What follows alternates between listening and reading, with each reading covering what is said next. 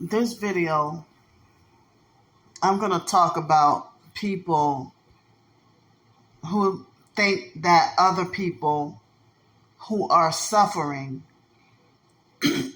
excuse me, if they have narcissistic abusers, especially the new agers who think everything is supposed to be so positive,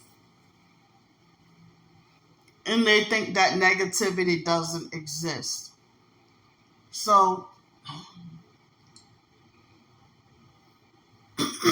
being a targeted individual and suffering constant narcissistic abuse, harassment, and gang stalking, you really are a constant victim all the time.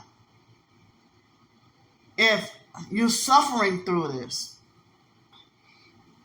So, why is it wrong? And people say that you have victim mentality, or that you're always playing the victim, when you really are being victimized and suffering. So, if people falsely accuse you of playing the victim and having victim mentality, but you really are going through this, I thought that a survivor meant that you're not a victim anymore, that you're no longer going through this suffering anymore.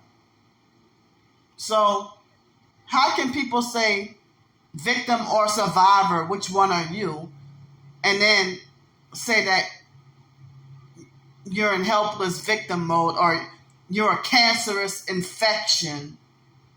The fact that you're still a victim and suffering through narcissistic abuse and gang stalking.